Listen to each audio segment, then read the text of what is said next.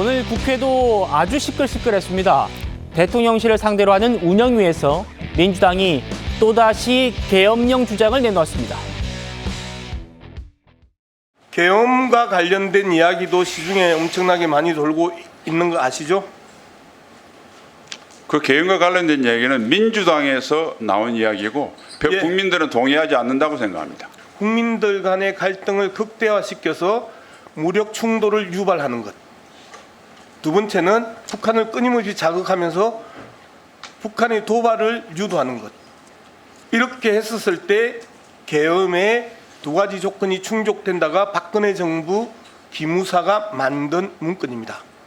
그런데 최근에 대통령의 광복절 기념사에서 반국가 세력이 곳곳에서 암약하고 있다라고 이야기를 했죠. 의원님, 저 박근혜 아니, 정부의 잠깐만요. 계엄 문건은 제가 지금 저 질문하고 사실 전혀 있잖아요. 다른 이야기를 지금 하고 계십니다. 제가 지금 질문하고 있잖아요. 천천히 말씀하세요. 왜 과음을 지르세요? 실장님, 네. 여기 싸우러 오셨어요? 제가 지금 질문하고 있는 중이잖아요. 누가 양문석 의원이 지금 싸움하러 오셨냐 이렇게 하는데 누가 지금 그 얘기를 들어야 되는지 모르겠습니다.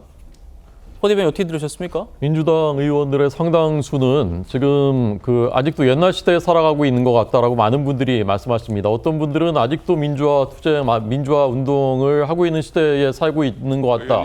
그런 사람도 있고요. 어떤 분들은 아직도 일제 강점기에 살고 있는 것 같다라고 합니다.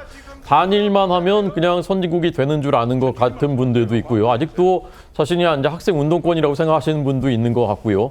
그다음에 이제 최혜병 특검 계속 얘기하시는데 최혜병 VIP 경로설은 이미 사실상 실체가 거의 다 드러나서 아무 근거가 없고 오히려 제보 공작했다는 것이 드러나고 있는데도 그 얘기만 마치 계속 고장난 테이프처럼 계속 틀듯이 얘기하고 있는 분들도 있습니다. 지금 양문석 의원이란 분은요, 기본적인 사실관계도 잘 모르시는 것 같아요. 그냥 네. 그 시대에 아직도 살고 있는 것 같아요. 이게 문재인 정부 때 청와대 대변인이 직접 나와가지고 마치 무슨 쿠데타 모의를 한 것처럼 발표했었던 거 아닙니까? 막 생중계, 아마 제 기억에 생중계까지 했을걸요. 그래가지고 90곳 넘는 곳을 조사를 하고요. 90곳을 압수수색을 했고요. 200명 넘게 조사를 받았습니다. 그래야 우리나라의 중요한 정보기관인 기무사를 거의 초토화 시켰던 거예요. 근데 어떻게 됐습니까? 항소심까지 전원이 무죄예요. 그러니까 아무 있지도 않은 거를 만들어내가지고 대국민 막장 드라마라는 비난을 받았었던 겁니다. 예. 근데 저분은 그걸 모르시나 봐요. 저 얘기를 그래서 또 하면서 마치 뭐가 있었던 것처럼 저렇게 말씀을 하시는 겁니다.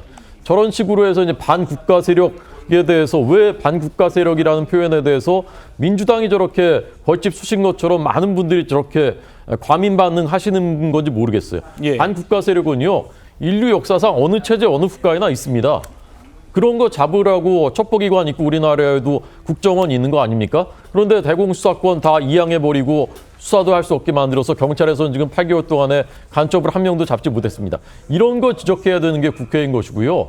불과 몇 년 전에 이석기라는 사람이 RO라는 조직을 만들어서 국가기관시설 모의 타격까지 했던 것이 대법원에서 내란 선동죄 유죄까지 받지 않았습니까? 예. 그런데 왜 반국가 세력이라는 것에 저렇게 화들짝 놀라가지고 민주당이 왜 총동원되는지 정말 모르겠습니다. 자, 양문석 의원이 또 총력전이라는 표현도 문제 삼았습니다. 총력전 표현을 왜 쓰느냐? 반국가 세력이 갑자기 왜 생겼느냐? 신원식 실장이 위험 요소를 소홀히 생각하는 게 더 문제다 이렇게 답했습니다. 구 변호사님 어떻게 보십니까? 정말 있지도 않은 걸 가지고서 싸우신다 이런 생각이 들고, 민주당에서 이거를 유효하다 아니다 이런 식으로 접근하는 게 아니라 어떤 게 선동에 가장 유효하게 먹힐까, 과거에 이제 궤변이나 궤담 가지고서 정치적인 이득을 얻었던 것에 대한 추억이 참 달콤하구나 이런 생각을 하게 되는데, 탄핵까지 연결하는 주장을 이어가기에 적절하니까 이런 식의 얘기를 계속 하시는 것 같아요. 근데 과거에 박근혜 대통령 탄핵 때도 무슨 큰일이 날 것처럼 계엄령이 발동될 것처럼 했었지만 그런 일이 가능이나 했습니까? 그리고 민주화된 우리 대한민국에서 불가능하고 헌법상으로도 민주당에서 그냥 스스로 원하면은 계엄은 바로 해제돼요. 이거는 헌법상으로도 현재 정치상으로도 국민들의 인식상으로도 불가능한 얘기이고 이제 한번 잘 우려먹어가지고 그때 써먹었던 게 법적인 판단으로 다 무죄가 났으면 이런 괴담 정치는 하지 말아야 되거든요. 지금 계엄령에 대해서 주변에서 얘기하는 건 전 들어본 적이 없는데 양문석 의원이 지금 저렇게 하는 것은 되지도 않는 괴담을 좀 이제 그 중에서도 좀 가려서 했으면 좋겠다. 그리고 총력전이라는 것에 대해서는 사실